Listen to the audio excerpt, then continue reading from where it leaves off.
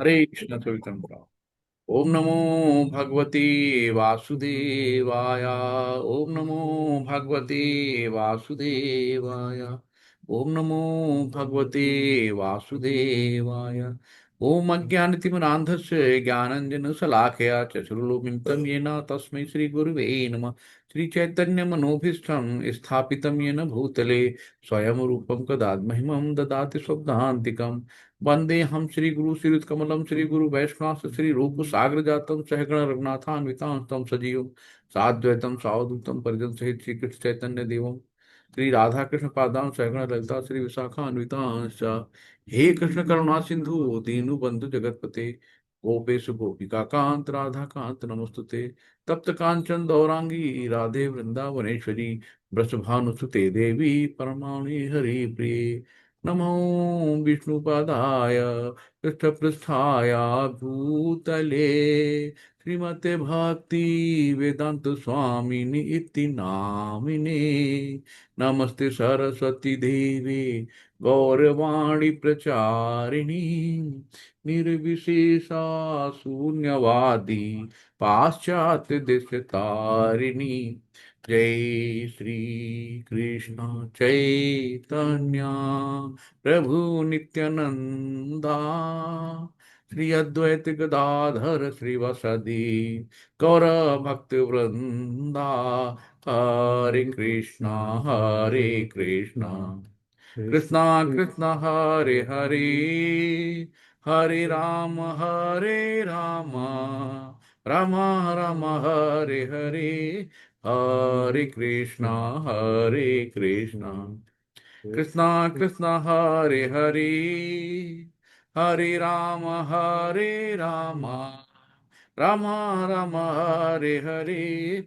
हरे कृष्णा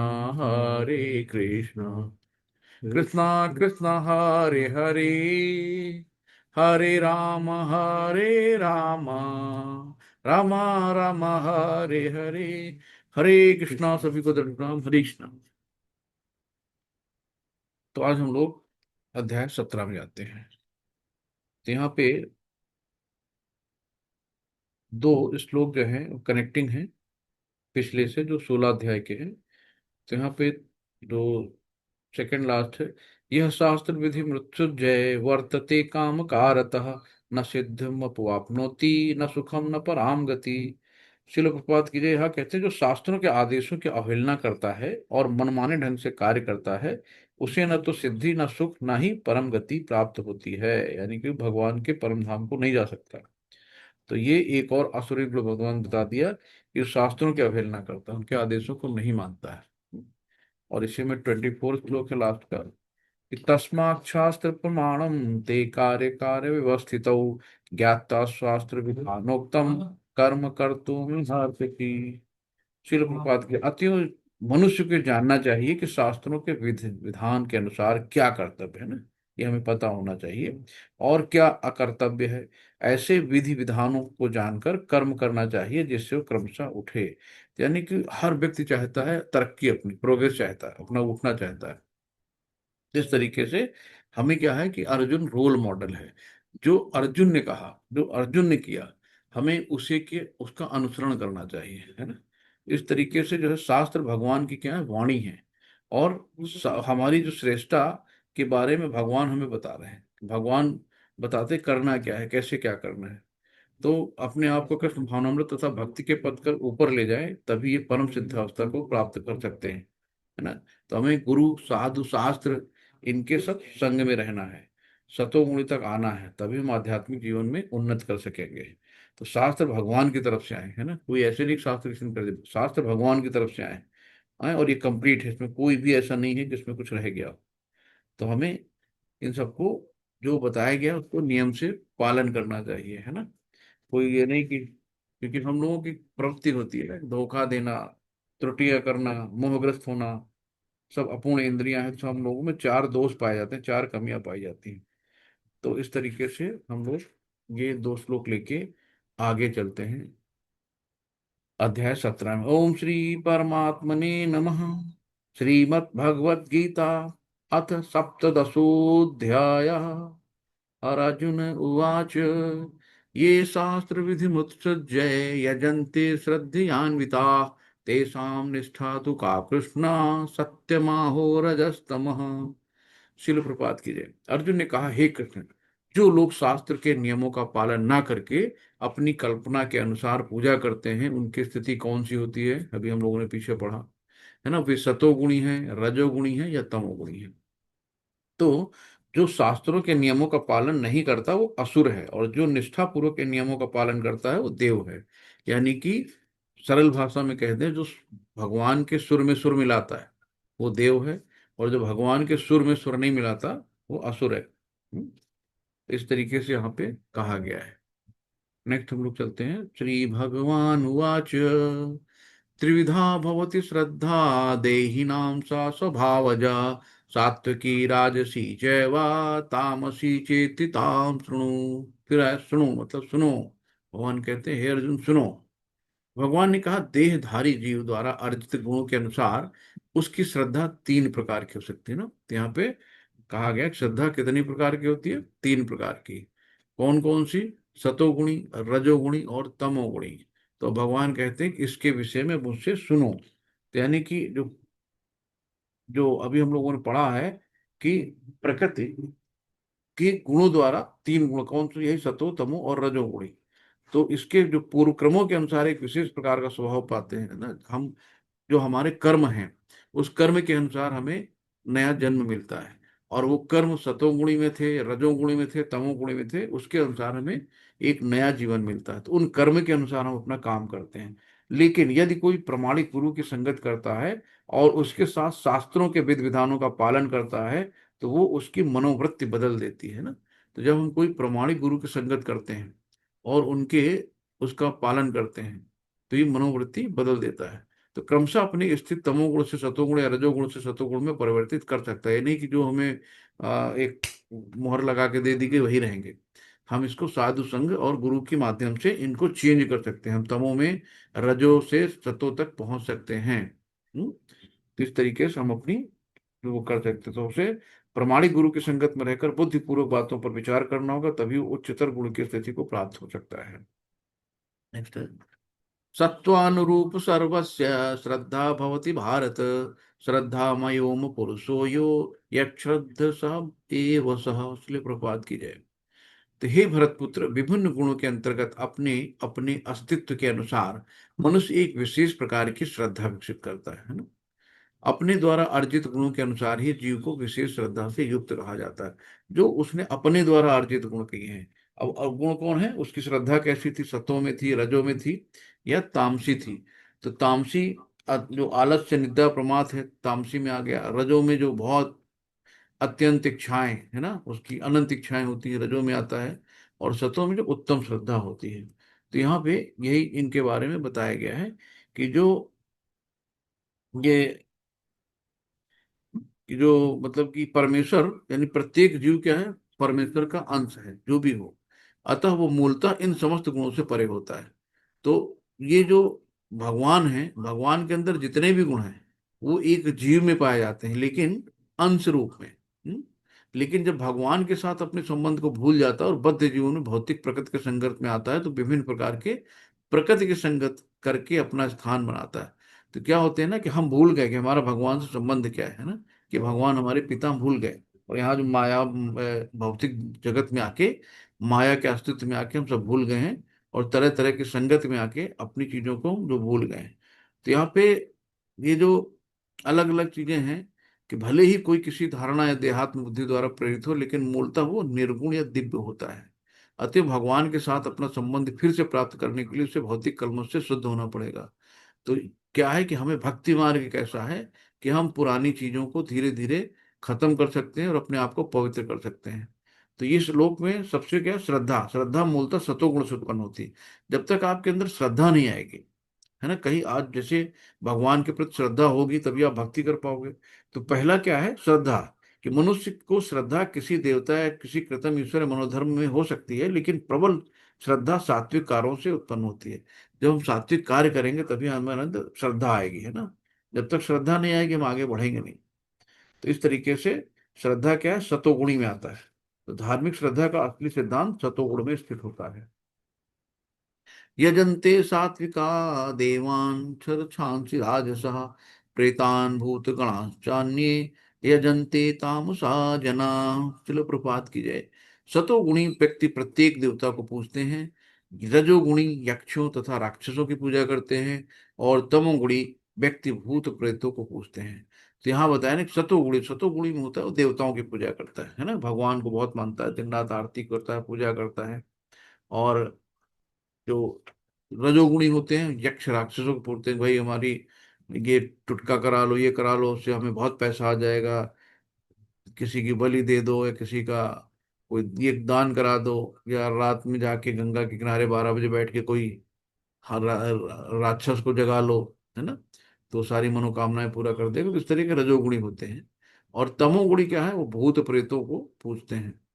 तो ये भूत प्रेतों की पूजा, तो यहाँ पे आगे है ना कि जो भूत प्रेतों को पूजेगा वो वहाँ भूत प्रेतों के लोक में जाएगा, देवताओं को पूजिएगा तो देवलोकों में जाएगा। तो शास्त्रों के आदेशानुसार केवल भगवान ही पूजे। तो सिर्फ भगवान कहते हैं ना कि आप ये गलत ढंग से सबकी पूजा करते हो, भगवान हमेशा कहते हैं तो कृष्णम तू भगवान स्वयं। तो जिसको भगवान का ज्ञान नहीं है वो देवी देवताओं को पूजते हैं, जो इधर उधर भटकते रहते हैं भूत प्रेतों को पूजते हैं। लेकिन जिसको एक्चुअल ज्ञान है वो भगवान को ही पूजता है, भगवान में श्री कृष्ण को ही। तो जो लोग सतोगुणी हैं वो सामान्यतः देवों की पूजा करते हैं। इन देवों में ब्रह्मा शिव अन्य देवता यथा इंद्र चंद्र तथा सूर्य सम्मिलित हैं, कई देवता होते हैं ना। तो सतोगुणी लोग किसी विशेष अभिप्राय से किसी देवता को पूजते हैं। यानी किसी को पति की है तो शिव जी की पूजा कर लिया, किसी को लक्ष्मी की चाहत है लक्ष्मी जी की पूजा कर लिया, है ना।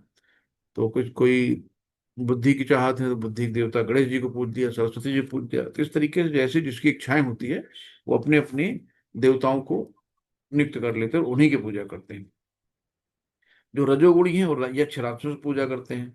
कि द्वितीय जब द्वितीय विश्व युद्ध हुआ था तो वहां पे एक हिटलर, एक व्यक्ति हिटलर की पूजा करता था, बड़ा उससे एम्फसाइज हुआ कि अरे वाह हिटलर बहुत अच्छा है ना, तो उसने हिटलर की पूजा की थी ना। तो ये रजोगुणी में आता है। बहुत लोग किसी को सलमान खान को आइडेंटिटी मान लेते हैं, कोई शाहरुख खान को मान लेते हैं, कोई किसी को अमिताभ बच्चन को मान लेते हैं, इन्हीं की पूजा करना शुरू कर देते हैं। हमारे यहाँ एक है स्टोर वाला, पूरा शाहरुख खान पूरा मतलब एस के सब लिखा हुआ चारों तरफ, उसकी दुकान है, वो उसी स्टाइल में रहता, उसी अंदाज में रहता, मतलब उसके ऊपर यही सवार है, बस उसको शाहरुख कह दो तो उससे चाहे कुछ भी करा लो। तो इस तरीके से कुछ लोग होते हैं ये सब रजोगुणी में आ जाते हैं। और इसके बाद जो आता है मैथुन सेवा भी तमोगुणी मानी जाती है, जो मैथुन सेवा होती है तमोगुणी मानी जाती है। इसी प्रकार में सुधीर ब्राह्मण में भूतों की पूजा करते हैं। बहुत लोग देखा होगा कि वो सब मुंडी हिलाते रहते हैं कि भूत आ गया इनके ऊपर, फिर बाबा आते हैं चिमटा मिमटा लेके उनकी पुटाई उटाई करते हैं, भूत भगाते हैं, है ना। या फिर कहीं जिन्न भेज दिया, उसके ऊपर भेज दिया, यहाँ से वहां कर दिया। तो ये सब जो है तमोगुणी में होते हैं। तो ईश्वर पूजा तो सात्विक पुरुषों के लिए है ना। सत्वम विशुद्धम वासुदेवम शब्दितम, जो व्यक्ति सत्वगुण में होता है वो वासुदेव की पूजा करता है। तो तात्पर्य यह है कि जो लोग गुणों से पूर्णतः शुद्ध हो चुके हैं और दिव्य प्रकृति को प्राप्त है भगवान की ही पूजा करते हैं। और जो निर्विशेषवादी हैं वो पंच देवताओं की पूजा करते हैं। तो निराकार विष्णु को पूजते हैं, यानी कि उनको कहते हैं ना कोई भी भगवान का आकार नहीं है, निराकार है। तो विष्णु भगवान के विस्तार, लेकिन निर्विशेषवादी अनंत भगवान में विश्वास न करके ये सोचते हैं कि विष्णु का स्वरूप निराकार ब्रह्म का दूसरा पक्ष है। वो कहते हैं परमात्मा निराकार परम ब्रह्म है, उसका कोई आकार नहीं है। तो अपने आप को कहते हैं भगवान क्या है, ज्योति स्वरूप है, उसका ज्योति का जैसे आकार होता है। और आत्मा भी ज्योति स्वरूप है, तो ज्योति ज्योति में मिल गई, शून्य हो गया, कुछ नहीं बचा। तो ये निराकार या मायावादी लोग कहते हैं। प्रकृति के विभिन्न गुणों को दिव्य प्रकृति वाले व्यक्तियों की संगत से शुद्ध किया जा सकता है, यानी कि संगत का असर बहुत होता है।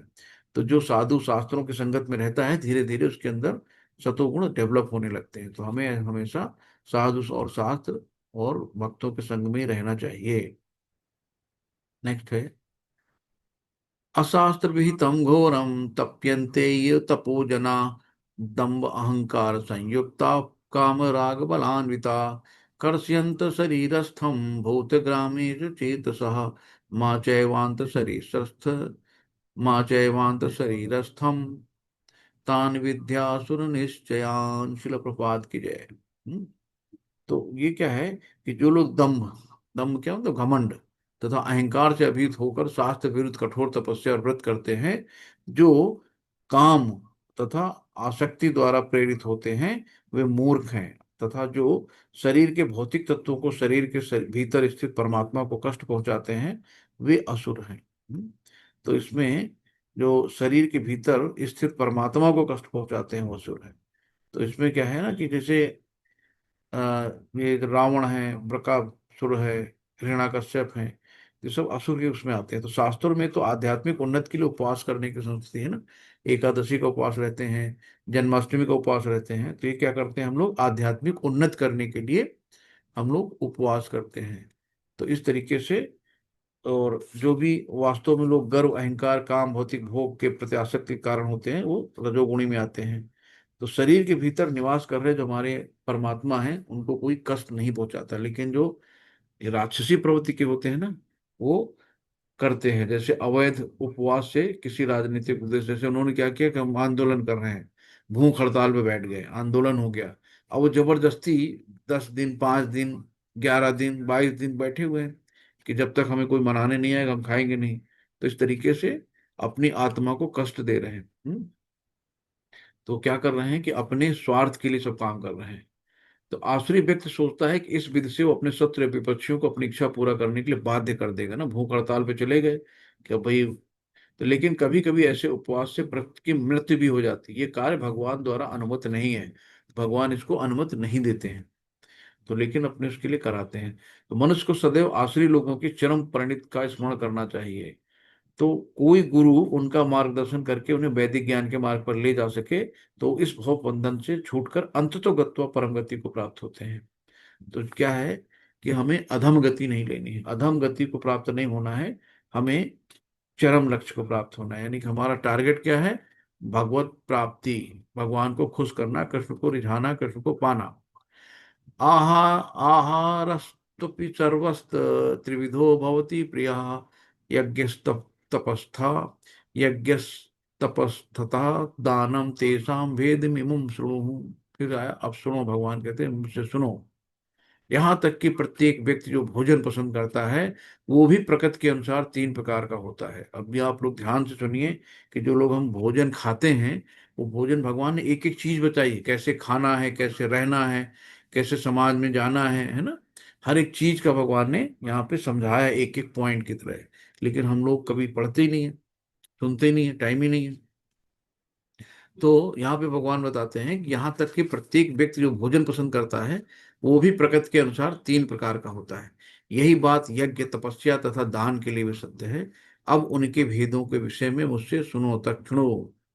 तो यहाँ पे भगवान बताते हैं, श्रील प्रपात कीजिए, कि प्रकृति के विभिन्न भिन्न गुण के अनुसार भोजन, यज्ञ, तपस्या तथा दान में भेद होते हैं। वे सब एक से नहीं होते। जो लोग ये समझते हैं कि किस गुणों में क्या करना चाहिए, वे वास्तव में बुद्धिमान हैं।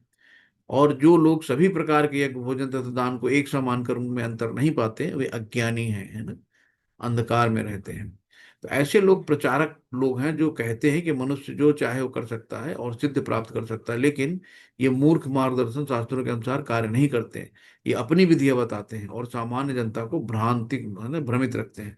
तो हमें इन लोगों को, तथाकथित लोगों के चक्कर में नहीं पड़ना। जो शास्त्रों में लिखा है उसी को मानना है, जो प्रमाण है, एकदम सत्य है, तो उसको हमें देखना है। जी, नेक्स्ट माता जी। तो आगे जो है आता है 8वां श्लोक। आयु सत्य बल आरोग्य सुख प्रीति विवर्धना, रस्या स्निग्धा स्थिरा हृदा आहार सात्विक प्रिया। अब यहाँ बताते हैं कि कौन आपको भोजन आपकी आयु बढ़ाता है। श्रील प्रपात के जो भोजन सात्विक व्यक्तियों को प्रिय है, वो आयु बढ़ाने वाला है ना। जो हम सात्विक खाते हैं, तो उसमें नंबर 1 क्या होता है, आयु बढ़ता है। जैसे हम लोग वेजिटेबल लेते हैं, सब्जियां हरी, है ना, तो प्याज लहसुन के बिना जो खाना खाते हैं, तो क्या करता है, पहला आयु बढ़ाता है, दूसरा क्या करता है, जीवन को शुद्ध करने वाला होता है, तीसरा बल तथा स्वास्थ्य, सुख तथा तृप्ति प्रदान करने वाला होता है। ऐसा भोजन रस में स्निग्ध, स्वादप्रद तथा हृदय को भाने वाला होता है। आप कोई फल खा रहे हो तो कितना सुहाना लगता है, अच्छा लगता है फल खाना ना। हरी सब्जियां खा रहे हैं, आराम से डाइजेस्ट हो जाता है।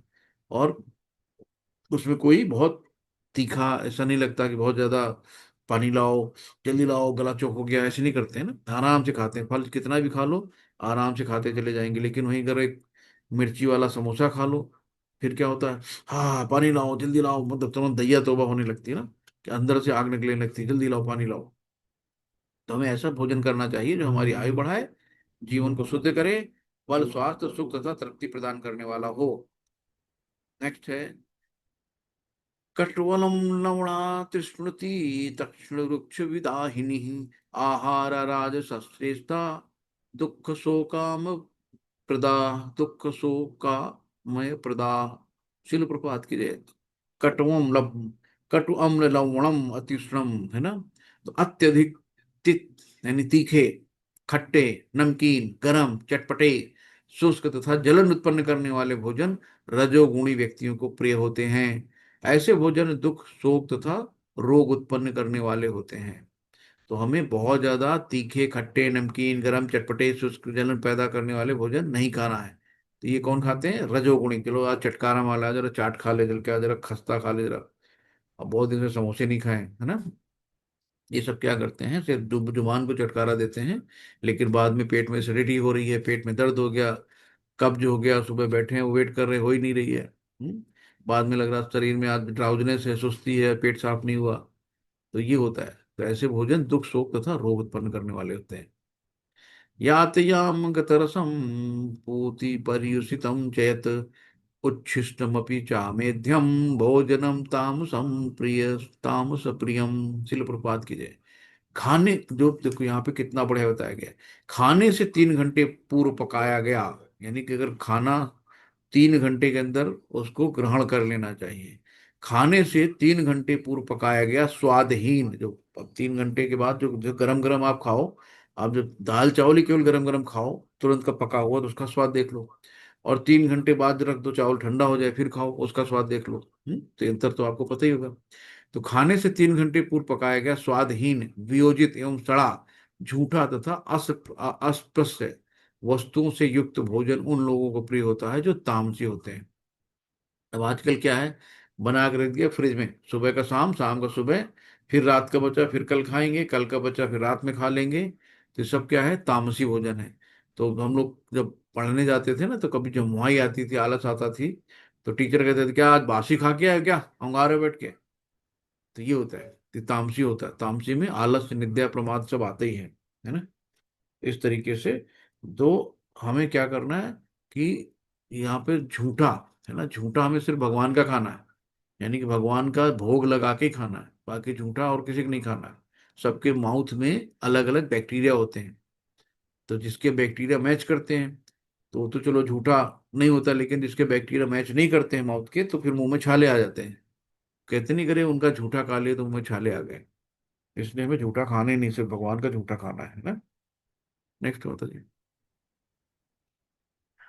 फिर हम लोग आते हैं, अफलाकांक्षी वीर्यज्ञो विधिष्ठितो य इज्यते यष्टमे यष्टमे वेति मनः समाधाय स सात्विकः। शिल प्रपात कीजिए। यज्ञों में वही यज्ञ सात्विक होता है जो शास्त्र के निर्देशानुसार कर्तव्य समझकर उन लोगों द्वारा किया जाता है जो फल की इच्छा नहीं करते। यानी कि हमने कर्म किया और फल की इच्छा नहीं किया, वही सात्विक है। और कर्म करके फल की इच्छा करा तो फिर मतलब ही नहीं है ना। फिर वो जो है अपने लिए हो जाएगा। तो हमें जो भी काम करना है, भगवान को कहते हैं ना, तेरा तुझको अर्पण क्या लागे मेरा। लेकिन हम लोग कुछ अर्पण नहीं कर पाते, प्रॉब्लम यही है कि हम लोग अर्पण नहीं करते हैं, सब मेरा ही मेरा है। तो नेक्स्ट हम लोग चलते हैं। तो यहाँ पे क्या हुआ कि सात्विक यानी कि यज्ञ, यज्ञ क्या हम लोग थे, विष्णु यानी कि यज्ञ के भोक्ता, योग भोक्ताराम एक तपसाम सर्वलोक महेश्वरम। तो जितना भी यज्ञ होता है, यज्ञ के स्वामी विष्णु है, भगवान है। और शास्त्र क्या है, जो शास्त्रों के निर्देशन, शास्त्र क्या कहता है, हरे कृष्ण कृष्णा कृष्णा हरे हरे, हरे राम राम राम हरे हरे, यही हमारा यज्ञ है। तो कर्तव्य समझकर हमारे, यानी कि 16 माला करनी है, करनी है तो करनी है, ये हमारा कर्तव्य है। तो ये इसको कहते हैं, और फल की इच्छा नहीं करनी है। तो तीनों गुणों में हमें क्या करना है, दान और तपस्या। और सबसे चीज है कि हमें माला जप करनी है, 4 नियमों का पालन रखना है। तो हमें बहुत ज्यादा घी और हवन सामग्री इंतजाम नहीं करना है। तो हमारा यज्ञ क्या है, हरे कृष्ण महामंत्र। तो मनुष्य को चाहिए कि केवल अर्च विग्रह को नमस्कार करने जाए, इससे मनुष्य सतोगुण को प्राप्त होगा। केवल जाके मंदिर में माथा टेकेंगे, भगवान के दर्शन करेंगे, तब भी क्या है, हमें सतोगुण मिलेगा। प्रत्येक सभ्य नागरिक का कर्तव्य है कि शास्त्रों के आदेशों का पालन करे और भगवान को नमस्कार करे। हरि बोल। अभिसंधाय तु फलम दब्धार्थमपि चैवयत् इज्जते भरत श्रेष्ठम तम यज्ञम विद्धि राजसं। शिला प्रपात की जय। लेकिन हे भरत श्रेष्ठ, जो यज्ञ किसी भौतिक लाभ के लिए गर्भवश किया जाता है, उसे तुम राजसी जानो, है ना। जो मतलब यज्ञ तो कराया, बहुत पूरे चुलिया निवार न्योता दे दिया, क्या देखो भाई, सब लोग जाने कि मैं बहुत कितना बड़ा दानी हूँ, सब लोग मेरी जय जयकार करेंगे, वाह क्या बढ़िया आयोजन किया, है ना। तो ऐसे लोग क्या होते हैं, राजसी जानो इनको। तो ये लोग कभी कभी ना कि दान पुण्य करते हैं ना, कि चलो हमें स्वर्गलोक मिलेगा, ये होगा, तो अपने स्वार्थ के लिए दान करते हैं, कि दान करने से हमें ये होगा, हम ये करने से हमें ये होगा। तो रोज जैसे बताया ना कि बड़े मंगल में लंगर लगा देते हैं लोग, तो उनका अपना स्वार्थ होता है कि चलो हम गरीबों को खिला देंगे, तो इसके पलट के हमारा और व्यापार बढ़ेगा और ये होगा, तो सब राजसी में आते हैं। नेक्स्ट है विधिहीन विधिहीनम सृष्टानम मंत्रहीनम दक्षिणम श्रद्धा विहरितम यज्ञम तामसम परिचक्षते। शिल प्रपात की जय। इसमें जो है कहा गया है कि जो यज्ञ शास्त्र के निर्देशों की अवहेलना करके प्रसाद वितरण किए बिना, यानी कि शास्त्रों के नहीं माना, अपनी मनमानी कर लिया, उन्होंने अपने नियम कानून लगा लिए, प्रसाद भी नहीं वितरण किया, वैदिक मंत्रों का उच्चारण भी नहीं किया, बिना पंडित को बुलाए उनको दक्षिणा उक्षिणा दिए बिना तथा श्रद्धा के बिना संपन्न किया, वो तामसी माना जाता है। तो कभी कभी क्या होता है ना कि आजकल बहुत से लोग हो गए हैं कि उन्होंने ब्राह्मणों का बहिष्कार कर दिया है। तो उन्होंने अपनी फोटो रख ली, जय भीम बोला, अपना हो गया सब काम, न किसी को मानते हैं ना कुछ करते हैं। तो इस तरीके से साफ साफ लिखा है कि जो शास्त्रों में निहित है वो करना चाहिए। ऐसे में किसी का नहीं कि चलो हम किसी को नहीं मानेंगे, हम शास्त्रों को नहीं मानेंगे, हम ब्राह्मणों को नहीं मानेंगे, तो ये अश्रद्धा होती है ना। तो इसको तमोगुण में कहते हैं कि ये लोग तमोगुणी हैं। तो इस तरीके का हमें नहीं करना है। नेक्स्ट, देव द्विज गुरु प्राज्ञ पूजनम शौचम पूजनम शौच आर्जवम। देवी द्विज गुरु प्राज्ञ पूजनम शौचम आर्जवम ब्रह्मचर्य महिंसा च शारीरम तप उच्यते। शिल प्रपात की जय। यहाँ पे बताया गया है, क्या बताया गया है, कि परमेश्वर ब्राह्मण यानी परमेश्वर भगवान ब्राह्मणों, गुरु, माता पिता जैसे गुरुजनों की पूजा करना तथा पवित्र सरलता, ब्रह्मचर्य और अहिंसा ही शारीरिक तक। अब यहाँ पे देखो अलग अलग बताएंगे, तपस्या तीन प्रकार की होती हैं। तो जैसे कि पहली हो गई BMW, बॉडी, माइंड और वर्ड, जो हम बोलते हैं शब्दों का। तो यहाँ पे भी हमारा तो शरीर, वाणी और मन की तपस्या होती थी। पहले शारीरिक तपस्या बताया है कि क्या होता है, परमेश्वर, ब्राह्मण, गुरु, माता पिता जैसे गुरुजनों की पूजा करना तथा पवित्रता, सरलता, ब्रह्मचर्य और अहिंसा की शारीरिक तपस्या है। तो ये हो गया कि प्रभुपाद जी ने अपने गुरु की आज्ञा माना, और इतने एज में 70 साल की उम्र में उन्होंने अपने शरीर को नहीं देखा कि हम वृद्ध हैं, हम नहीं कर पाएंगे। उनको 2 हार्ट अटैक भी पड़े, लेकिन फिर भी उन्होंने गुरु की बात को रखने के लिए कि आपकी इंग्लिश बहुत अच्छी, तो आप जाके यूरोपियन कंट्री में जाइए जहाँ पे हैप्पी लोग हैं, हिप्पी लोग हैं, उनको हैप्पी करिए। तो भगवान गुरु महाराज जी की उन्होंने आज्ञा को लेकर वहां गए, और भगवान ने उनका साथ दिया। भले ही भगवान ने परीक्षा ली कि 2 हार्ट अटैक किया, कि शायद हो सकता है कि वापस हो जाए, कि अब नहीं जा पाएंगे, बीमारी में हम कहाँ कर पाएंगे ना, एक्सक्यूज होते हैं बहुत लोगों के। तो फिर भी वो गए, और उन्होंने वहां पे आज पूरे वर्ल्ड में लगभग 120 टेम्पल इस्कॉन के हैं। सब शिल प्रपात की देन है कि उन्होंने कितनी, जो संस्कृत में बुक है उनको इंग्लिश में ट्रांसलेट किया, फिर इंग्लिश में आने के बाद फिर हर भाषा में आ गई। कितनी मेहनत की, और रात में केवल 2 घंटे सोते थे, और हमेशा भगवान की सेवा में लगे रहते, हमेशा निरंतर, है ना। तो इस तरीके से होते हैं। तो हमें ये सब तपस्याएं करनी चाहिए। नेक्स्ट है अनुद्वेग करम वाक्यम सत्यम प्रहितम चयत स्वाध्याय अभ्यासनम चैव वांग्यम तप उच्यते। शील प्रपात की जय। सच्चे, भाने वाले, हितकर तथा अन्यों को क्षुब्ध ना करने वाले वाक्य बोलना, है ना। अब यहाँ पे वाणी की तपस्या आ गई। सच्चे, भाने वाले, यानी कि कहीं इतना भी गलत ना बोलो कि मेरे दिल को छलनी कर दो, है ना। ऐसे शब्द नहीं बोलना चाहिए कि आदमी शब्द से मार देता है, इतना गंदा बोलता है कि आदमी बहुत बुरा लग जाता है कि ऐसा बोलना चाहिए। सच्चे भाने वाले, हितकर तथा अन्यों को क्षुब्ध न करने वाले वाक्य बोलना और वैदिक साहित्य का नियमित पारायण करना, यही तपस्या जो है वाणी की तपस्या है। तो हमें क्या करना है, किसी से बहुत गलत नहीं है तो शब्द मन को भाने वाले होते हैं ना, मधुर शब्द बोलना चाहिए। तो हमेशा 2 साल का बच्चा बोलना सीख जाता है कि क्या बोलना है, लेकिन हम लोग पूरी उम्र बीत जाती है, कब बोलना है, कहाँ क्या बोलना है, नहीं समझ पाते हैं, है ना। इसलिए हमें वाणी की तपस्या करनी, मृदभाषी बनना है, कि शब्दों के बाण नहीं छोड़ने हैं, कि कमेंट कर दिया, है ना, शब्दों के बाण नहीं चलाने हमें। ठीक है। तो ये, जैसे ये युधिष्ठिर थे, बहुत सत्य बोलते थे, सही बोलते थे, तो हमें तपस्या बताई गई है कि कैसे करना है। तो मृदुभाषी बनो और सत्य बोलो। मन प्रसाद सौम्यत्वम, मौन मौन आत्मा विनिग्रह, भाव संशुद्धि ये तत्तप भाव संशुद्धि तत्तपो मान समुच्यते। शिल प्रपात की जय। तथा संतोष, है ना, सरलता, गंभीरता, आत्म संयम एवं जीवन की शुद्धि, ये क्या है, मन की तपस्या है। तो हम लोगों ने शरीर की तपस्या देखी और वाणी की तपस्या देखी, और ये क्या है, शरीर की यानी मन की तपस्या। मन की तपस्या हमें क्या करना है, कि मन के हारे हार है और मन के जीते जीत। अगर हम मन से हार गए तो हार गए, है ना। तो हमें मन को बहुत स्ट्रांग बनाना है, और मन आपका सच्चा मित्र भी है और सबसे बड़ा दुश्मन भी है। तो मन को अपना दोस्त बनाना है, दुश्मन बनाना है, हमारे ऊपर होता है। तो इस तरीके से हमें क्या करना है, कि मन को कैसे मजबूत बनाएंगे। जो हमारे मन में इतने विकार हैं, इतने कलमश भरे हुए हैं, सिर्फ हरे कृष्ण महामंत्र का जो हम जाप करते हैं ना, तो उस तरीके से हमारा मन शुद्ध होता जाता है, धीरे धीरे हम आगे बढ़ते जाते हैं। तो भगवान को कैसे खुश रखना है, कैसे खुश रखूं, है ना, हमेशा मन में यही होना चाहिए कि हमें भगवान के लिए करना, भगवान को खुश करना। तो मन को इंद्रिय भोग से पृथक करना है। तो इंद्रिय भोग से पृथक कैसे होंगे, जब हम मन अपना भगवान के श्री चरणों में लगा देंगे।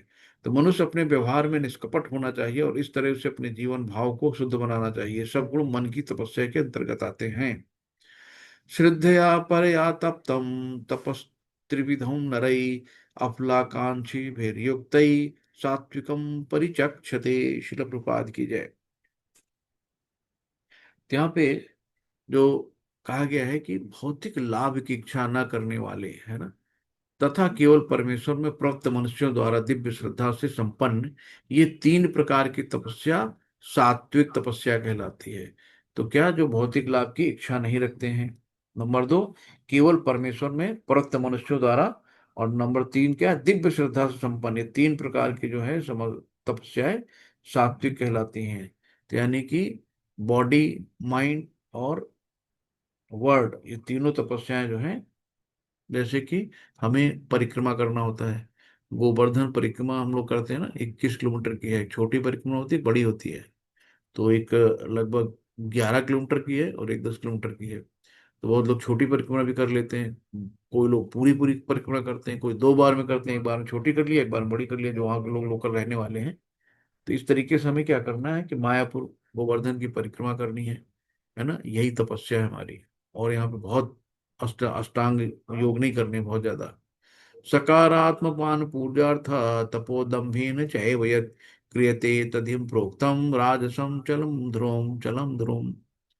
शिल प्रपात की जो तपस्या दम्भ पूर्वक तथा सम्मान सत्कार एवं पूजा कराने के लिए संपन्न की जाती है, वो राजसी यानी रजोगुणी होती है। तो ये तो ना स्थायी होती है और ना शाश्वत होती है।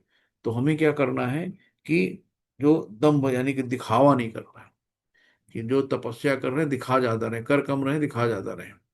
और अपने सम्मान की, कि देखो भाई लोग हमारा सम्मान करें कि मैं कितना दानी दानी तपस्वी हूँ, कितना ये हूँ ना। सत्कार एवं पूजा कराने के लिए संपन्न की जाती है और राजसी गुणी कहलाती है। तो ये स्थायी भी नहीं होती है और शाश्वत भी नहीं होती है। तो ये लालच वश की जाती है ना, कि इसमें कुछ न कुछ स्वार्थ होता है। तो मैं श्रेष्ठ हूँ कहकर दूसरों को तकलीफ मत दो, हम ही हम हैं। तो ये मत कहो कि हम ही सब कुछ जानते हैं, हमें मत सिखाओ, है ना। और तीखा मत बोलो।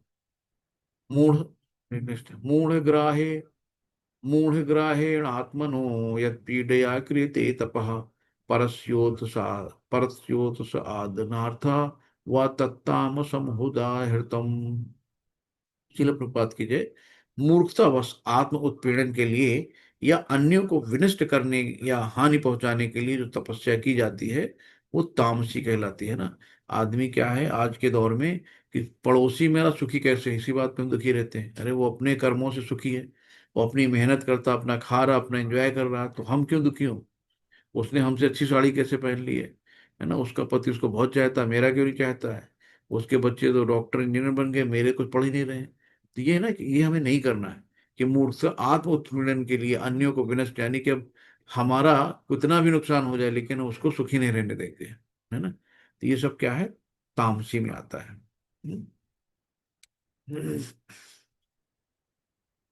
तो जैसे कि हिरण्यकश्यप ने बहुत तपस्या करी थी कि हम अमर हो जाएं, लेकिन जब ब्रह्मा जी आए तो ब्रह्मा जी ने बोला हम खुद ही अमर नहीं है तो तुमको कहाँ से अमरता का वरदान दे दे, है ना।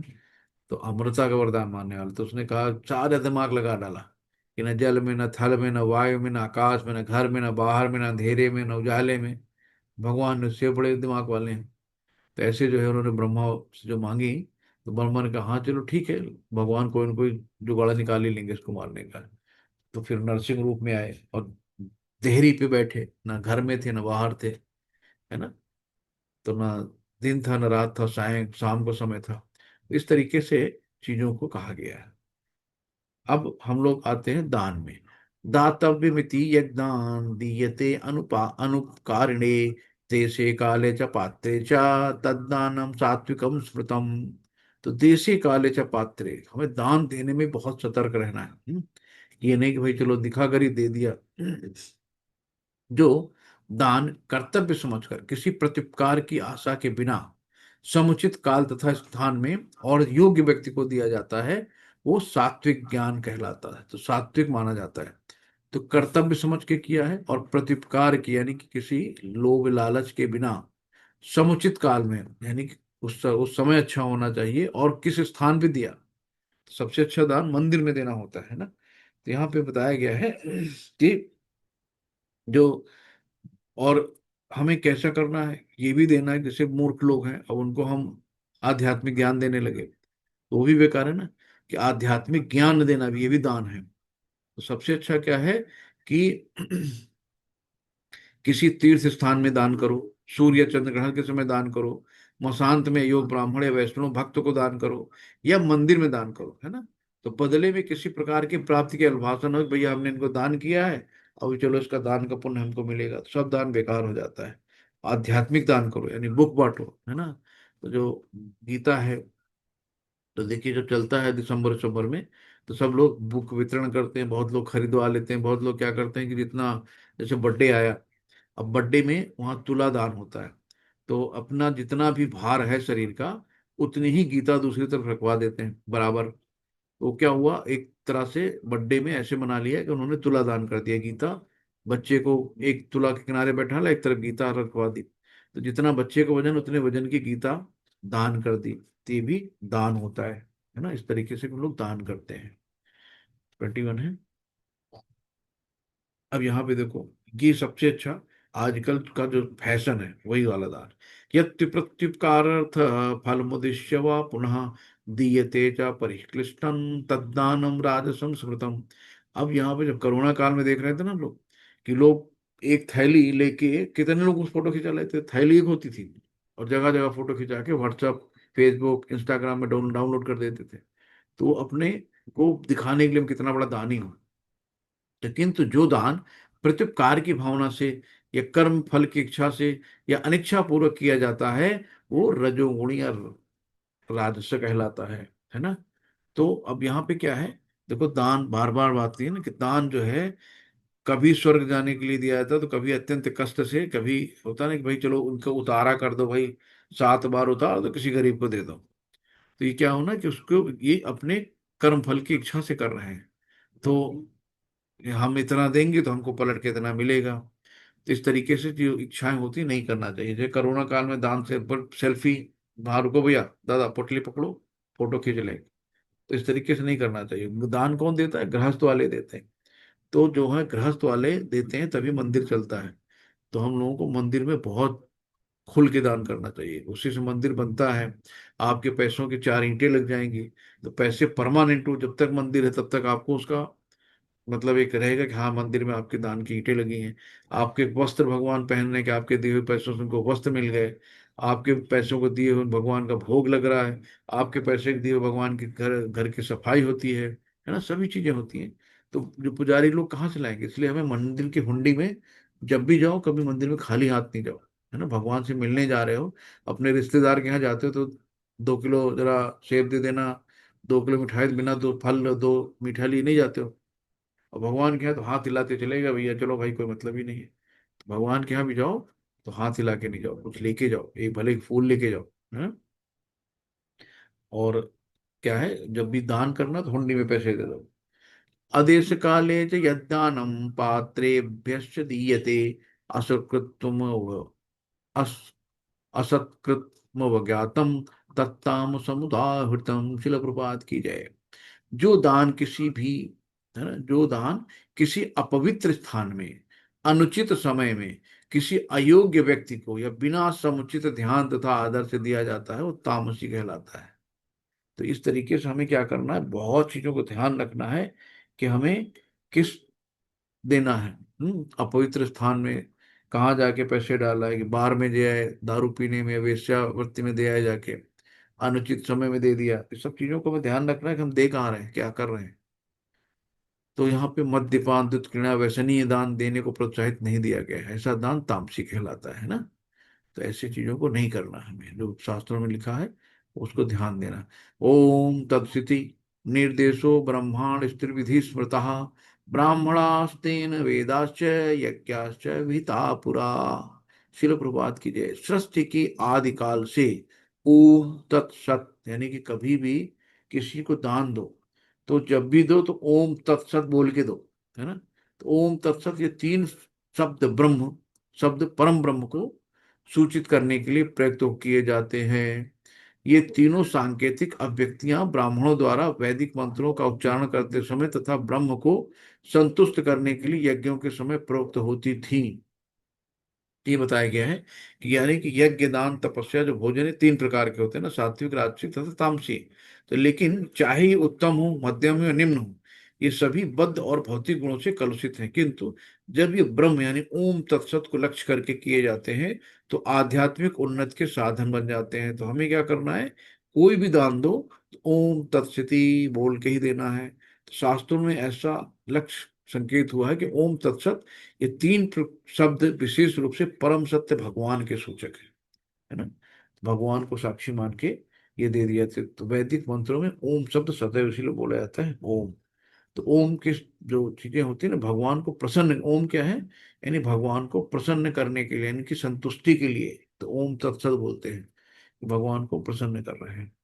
तो इस तरीके से ये तीन शब्द वैदिक मंत्रों से लिए गए हैं।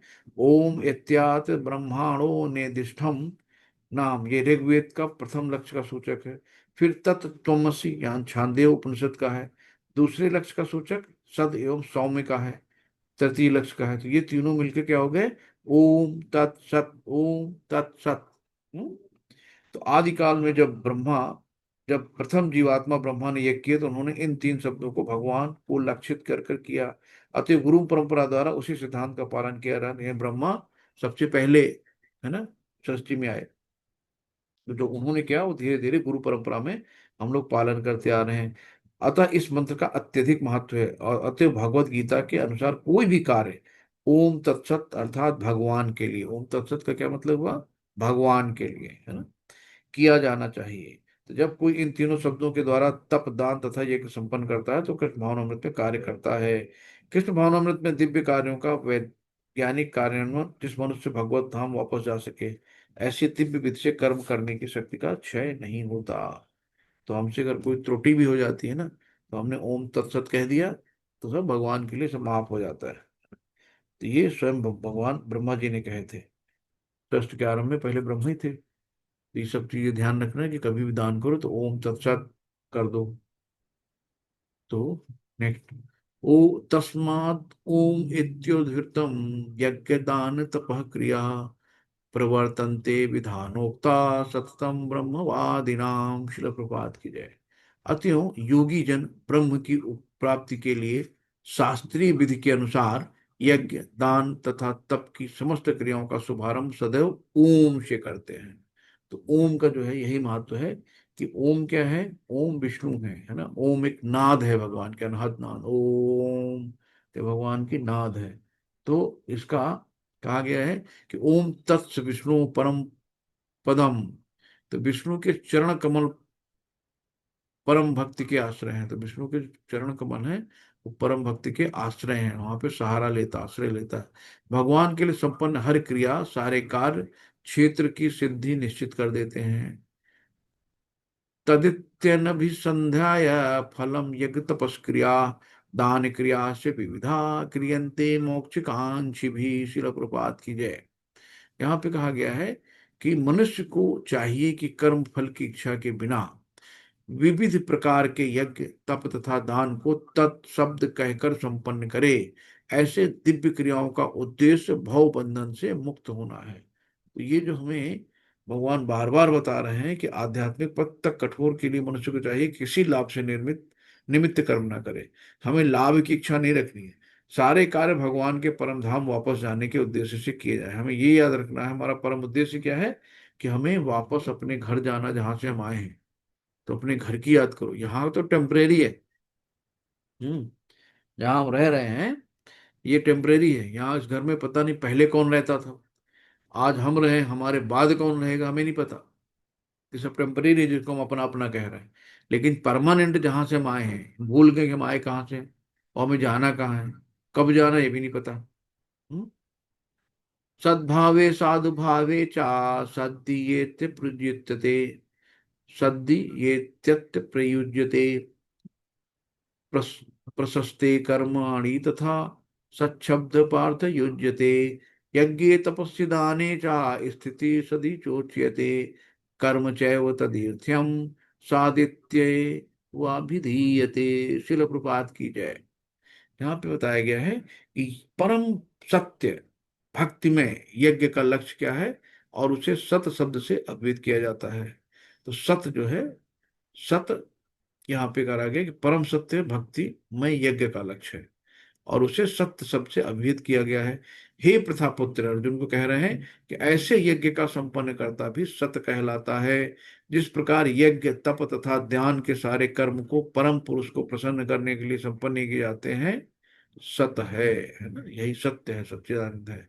तो यहाँ पे ये सूचित क्या करता है कि वैदिक साहित्य में कई ऐसी क्रियाएं निर्धारित हैं जो गर्भाधान से लेकर मृत्यु तक संसार के रूप में है। ऐसे संस्कार जीव की चरम मुक्ति के लिए होते हैं। तो ये है, यानी बिना सत्संग के दिव्य ज्ञान उपलब्ध नहीं होता। सत्य का संग, सत्संग क्या है, सत्य का संग। तो बिना सत्संग के दिव्य ज्ञान उपलब्ध नहीं होता है। तो किसी को दीक्षित करते समय या यज्ञ उपवीत यानी जनेऊ धारण जो होता है ना, धारण करते समय ओम तत्सत शब्दों का उच्चारण किया जाता है। इसी प्रकार के यज्ञ संपन्न करते समय ओम तत्सत या ब्रह्म की चरम लक्ष्य होती है। तो इस तरह ओम तत्सत शब्द समस्त कार्यों को पूरा करने के लिए कई प्रकार से प्रयुक्त किए जाते हैं। तो जब भी होता है ओम तत्सत, तो भगवान को केंद्र में रखकर सारे कार्य करो, तभी माया के चंगुल से बच पाओगे। यही ओम तत्सत है कि भगवान को हम केंद्र में रखकर हर काम करते हैं, है ना। अश्रद्धैयाहुतम दत्तम तपस्तम कृत चायत असिद्ध्युच्यते पार्थ न च तत्प्रेप्यनो इह। शिल प्रपात की जय। हे पार्थ, यानी अर्जुन को कह रहे हे पार्थ, श्रद्धा के बिना यज्ञ, है ना, बिना श्रद्धा के यज्ञ करो, यानी कि दान तथा तप के रूप में जो भी किया जाता है वो नश्वर है। बिना श्रद्धा के कुछ भी करना सब टाइम वेस्टिंग है, कुछ भी नहीं होता, इसका नश्वर है। वो असत कहलाएगा, है ना, असत। और इस जन्म तथा अगले जन्म में दोनों में ही व्यर्थ जाएगा। तो इसलिए टाइम वेस्टिंग नहीं करो, श्रद्धा से जो भी काम करना है श्रद्धा से करो, है, यानी टेम्परेरी नहीं परमानेंट काम करना हम सब, ये रखना है। तो यहाँ पे बताते हैं भगवान की चाहे यज्ञ हो दान हो तप हो, बिना आध्यात्मिक लक्ष्य के व्यर्थ रहता है। अतः इस श्लोक की घोषित किया गया है कि ऐसे कार्य कुत्सित है, यानी कि कृष्ण भावनामृत में रहकर ब्रह्म के लिए किया जाना चाहिए। तो यहाँ पे हमें क्या है कि सबसे सर्वश्रेष्ठ मार्ग है कि मनुष्य प्रारंभ से ही प्रामाणिक गुरु के मार्गदर्शन में कृष्ण भावनामृत में कार्य करे। ये सब प्रकार के सफल होने की यही मार्ग है।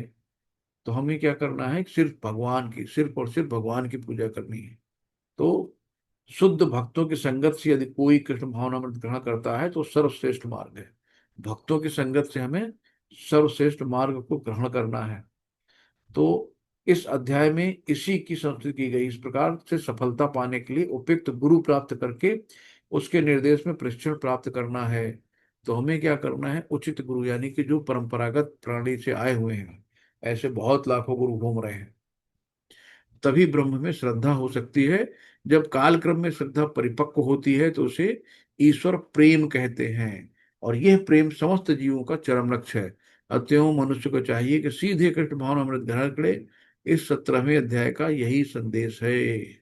हरे कृष्णा हरि वो।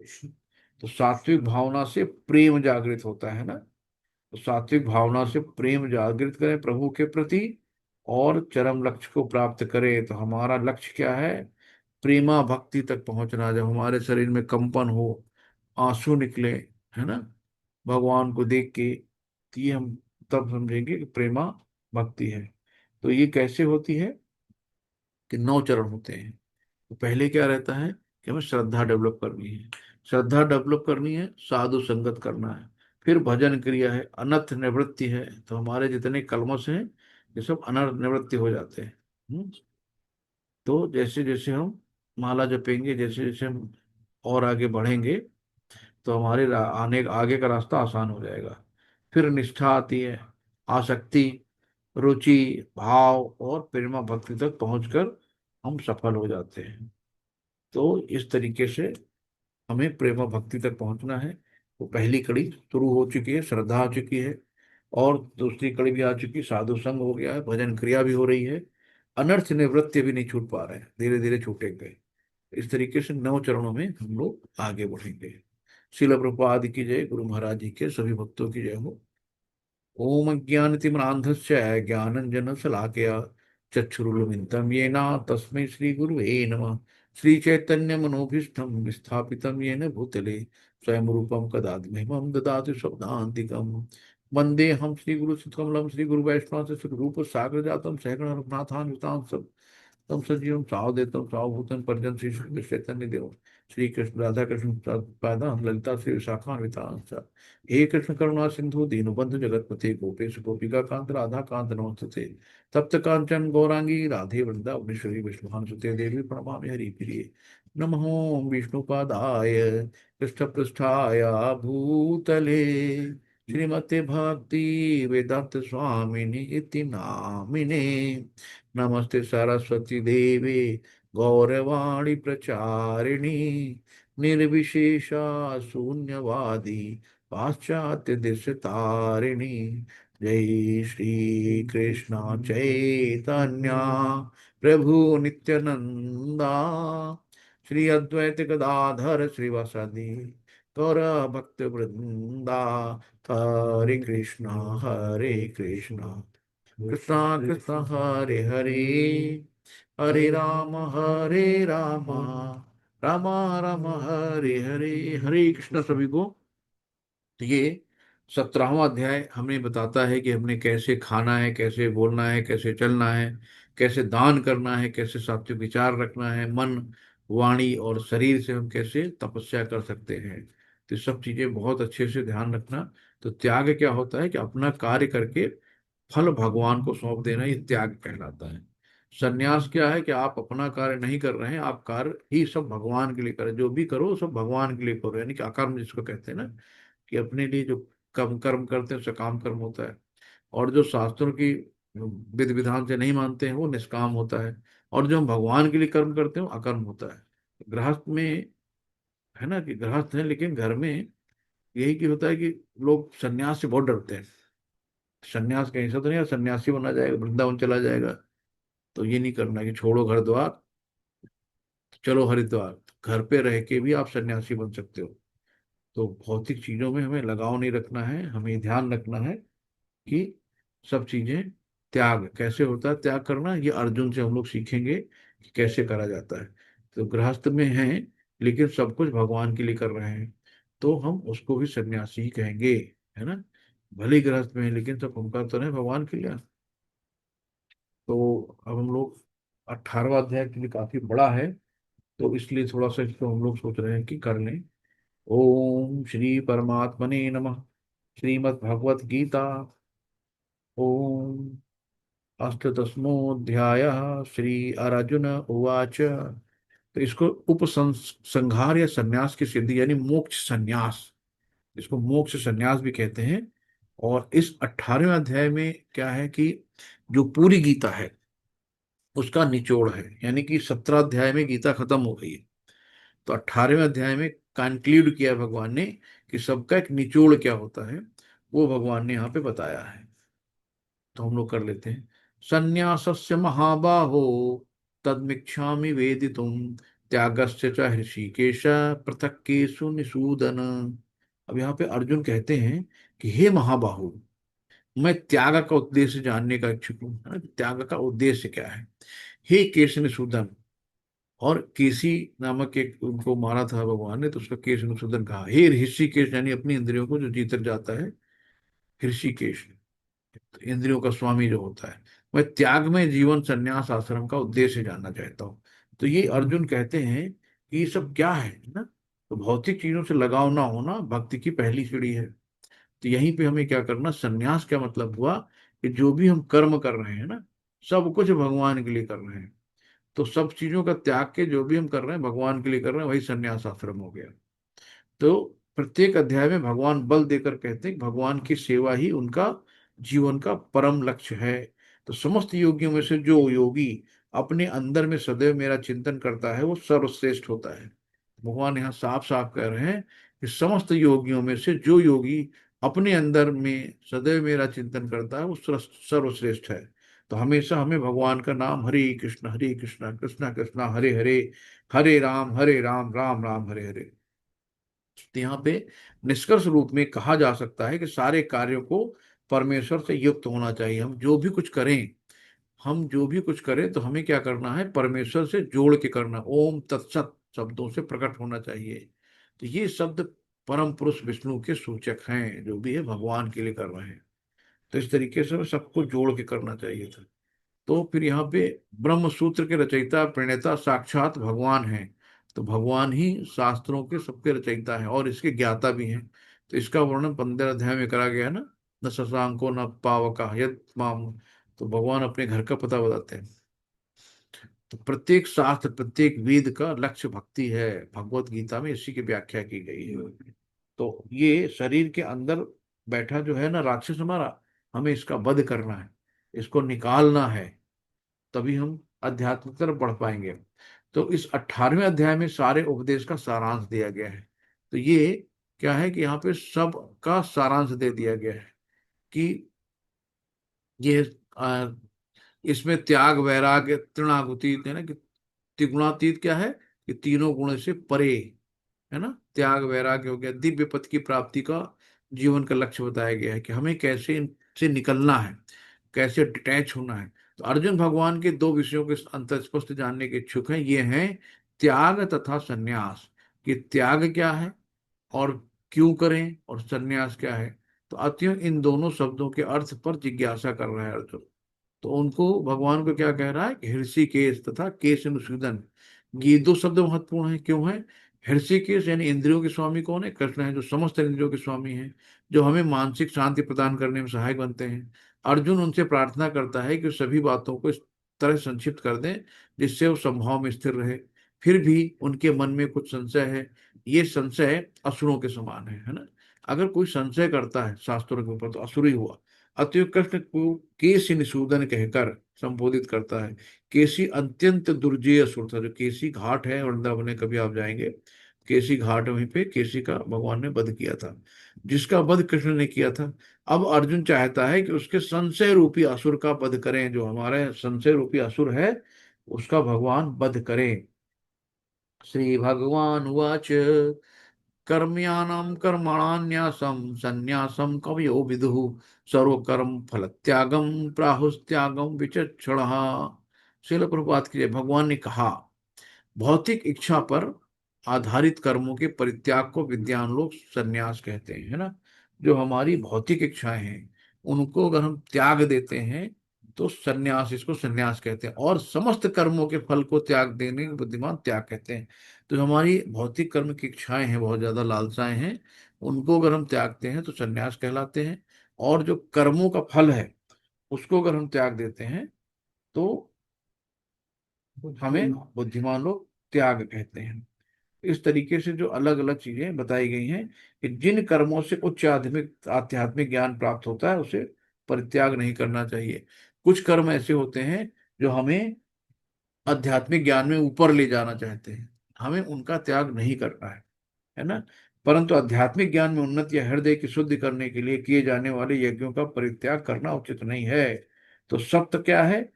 परम है। और न्यास क्या है? निकट जाना।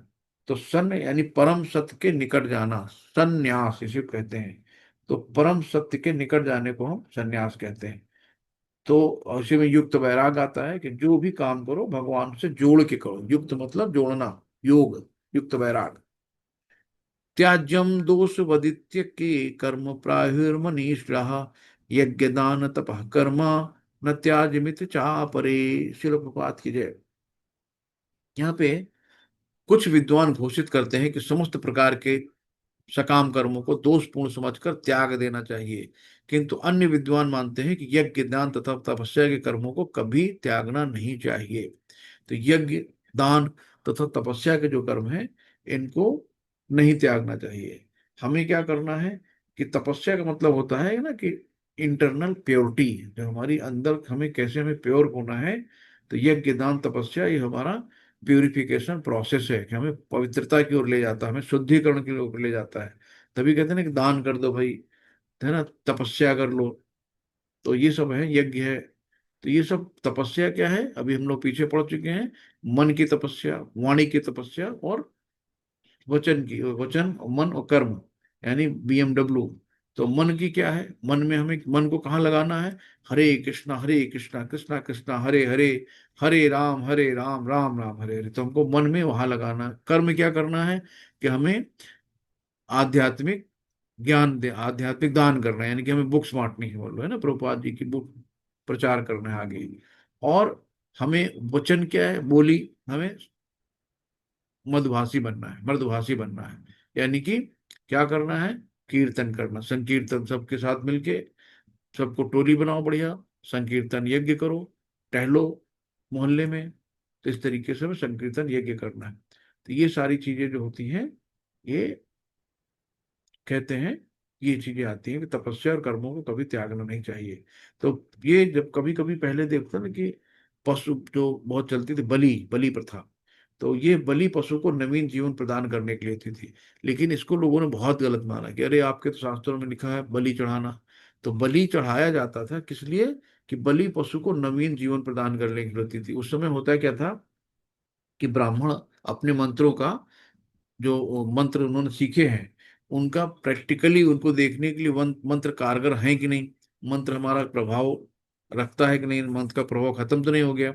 तो राजा से परमिशन लेके उस पशु की, जो जीर्ण शीर्ण अवस्था में बीमार है या वृद्ध है पशु होता था, उसकी बलि चढ़ाते थे, यानी कि उसकी हत्या करते थे। उसके बाद क्या होता था कि वो जो पशु था उसका पूरा मांस ये लोग खाते थे, राजा और पंडित मिलके। फिर दोनों के शरीर एकदम काले हो जाते थे। फिर ये लोग जाते थे अपने शुद्धिकरण के लिए तपस्या करने वन में। और ये इतनी कठिन चीजें होती हैं। और वो जो जिसकी बलि दी गई उसको फिर नया यौवन जीवन मिलता था। ये सब चीजें होती थी। लेकिन उसका बाद में लोगों ने कि भाई बलि चढ़ाओ, खूब बढ़िया जेब की चटकारे लगाओ, तो ये गलत हुआ। तब फिर भगवान बुद्ध का अवतार हुआ। जब भगवान बुद्ध भी कृष्ण के अवतार थे, तो भगवान बुद्ध जब आए तो उन्होंने कहा कि शास्त्रों को नहीं मानो, शास्त्रों को, वेदों को मत मानो। तब से जो बुद्ध को मानने वाले हैं वो शास्त्रों को नहीं मानते हैं। फिर बाद में शंकराचार्य दिया है, फिर से उन्होंने शास्त्रों को पुनर्जीवित किया, फिर से उन्होंने उन चीजों को बताया। भले ही वो मायावादी थे, निर्विशेषवादी थे, लेकिन उन्होंने शास्त्रों को फिर से जिंदा किया। बाद में फिर वो मान गए कि हाँ, कि भाई कृष्ण ही हैं जो भी हैं। तो ये चीजें हैं। नेक्स्ट है, निश्चयं शृणु मे तत्र त्यागे भरत सप्तमं त्याग ही पुरुष व्याख्या, त्यागा ही पुरुषाग्र त्रिविधम सम प्रकीर्तितः। शिल प्रभुपाद की जय। यहाँ पे, हे भरत श्रेष्ठ, भरत श्रेष्ठ कौन है? अर्जुन। अब त्याग के विषय में मेरा निर्णय सुनो। तो हे नरसार्दूल, शास्त्रों में त्याग तीन तरह का बताया गया है। तो यहाँ पे भौतिक प्रकृति के तीन गुणों में से जिस गुण में त्याग किया जाता है, उसी के अनुसार त्याग का प्रकार समझना चाहिए, है ना। तो यही चीजें हैं कि फूल जो भगवान के चरणों में अर्पित होता है ना, वो शुद्ध होता है। और हमको क्या करना है कि भगवान के चढ़ाए हुए फूलों को सूंघना है ना। और जो भी दान करना है, वो जो हुंडी होती है वहां डालना है, सब तरीके का। तो जिस तरीके का हम त्याग, कैसे किस समय में कौन सा त्याग कर रहे हैं, वही गुण हमारे ऊपर हावी हो जाते हैं। तो हम सतोगुण में त्याग कर रहे हैं, या रजोगुण में कर रहे हैं, तमोगुण में कर रहे हैं। तो लास्ट पांचों और कर लेते हैं, फिर क्लास बंद करते हैं। यज्ञ दान तपः कर्म न त्याज्यम कार्यमेव तत्। यज्ञो यज्ञो दान तपश्चैव पावनानि मनीषिणाम। शिल प्रपात कीजिए। यज्ञ दान तथा तपस्या के कर्मों का कभी परित्याग नहीं करना चाहिए, है ना। ये हमारे भक्ति आध्यात्मिक जीवन में प्रगति करते हैं, यज्ञ दान तपस्या। वे अवश्य संपन्न करना चाहिए। निसंदेह यज्ञ दान तथा तपस्या महात्माओं को भी शुद्ध बनाते हैं। तो यज्ञ क्या है? नियत कर्म करना, है ना। सबसे जो कलयुग का श्रेष्ठ क्या है? यज्ञ, हरे कृष्ण महामंत्र। और दान तपस्या यानी परित्याग क्या है? कि आध्यात्मिक दान यानी सन्यासी, है ना। भौतिक दान गृहस्थ करते हैं, आध्यात्मिक दान सन्यासी करते हैं, जो सत्संग देते हैं, ज्ञान का परिचर्चा करते हैं, तो फिर ध्यान हो गया। और यज्ञ में माला जोर जोर से करनी, संकीर्तन की, हरे कृष्ण कृष्ण कृष्ण हरे हरे, हरे राम राम राम हरे। और तपस्या क्या है? कि जैसे कि एकादशी का व्रत रहना, है ना, और मंगला आरती करना, 16 माला जपना, ये सब तपस्या है। ये महात्माओं को भी शुद्ध बनाते हैं। भगवान कहते हैं कि कोई भी यज्ञ जो मानव कल्याण के लिए हो, उसे कभी परित्याग ना करें। सारे यज्ञ परमेश्वर की प्राप्ति के लिए हैं, अतएव निम्नतर अवस्थाओं में यज्ञों का परित्याग नहीं करना चाहिए। इसी प्रकार दान हृदय की शुद्ध संस्कार के लिए है।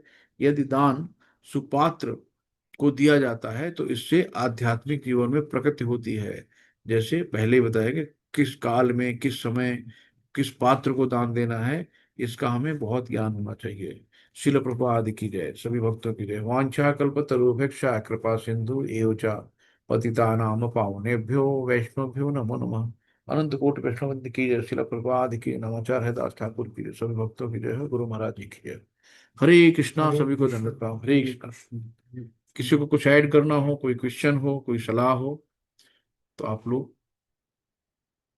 इस प्लेटफॉर्म पे खुल के बोल सकते हैं। हरे कृष्णा, सभी को धन्यवाद प्रणाम। हरे कृष्णा। डॉक्टर मधु कपूर, दंडवत हरे प्रणाम कृष्णा माता प्रभु जी। जी। हरे कृष्णा, हरे कृष्णा। कैसी हैं माता जी? ठीक है प्रभु जी, आज संजोग मिला आपका ये अध्याय सुनने का, मैंने एक सेकंड देर नहीं किया और तुरंत सुनने लगी। हरि बहुत बोल, हरि। आनंद आया प्रभु जी, बहुत आनंद आया। बार बार हरि सुनते हैं, बार बार पढ़ते हैं हम लोग, फिर माता भी जी, हमारा अथा मन नहीं ये मानता ऐसे, है। ये सागर ऐसा है ना, जितना डुबकी लगाओगी उतना ही आनंद आएगा, जितना डुबकी जी प्रभु लगाओगे जी। उतना ही आनंद आएगा, है ना। आज आके कल आपका आखिरी दिन है ना, 18वां अध्याय का। हाँ माता जी, 18वां बहुत बड़ा, अभी कल और परसों 2 दिन चलेगा माता जी, दो ठीक है, दिन मैं तक का। सुनूंगी प्रभु जी। मुझे अचानक ये आपका ये टाइमिंग का ये दिखा, तो मैंने तुरंत खोला सुनने के हरी लिए। बोल, हरी बोल, हरी। चलिए माता जी। जी प्रभु जी, अपना भी ख्याल हरी रखिए। बोल। और हम लोग को ऐसे ही समझाते रहिए, हम लोग सुनते रहे और सीखते नहीं रहे माता जी, आपसे। हम लोग बस मौका है सेवा का, जैसे मिलता है ले बिल्कुल लेते बिल्कुल प्रभु जी। हैं। हरी बोल, सभी हरे को कृष्णा दंडवत। प्रभु जी, हरे कृष्णा, हरि हरे बोल। कृष्णा। दंडवत प्रणाम प्रभु जी। दंडवत प्रणाम सबको। हरे कृष्णा माता जी, हरे कृष्णा। हरे कृष्ण।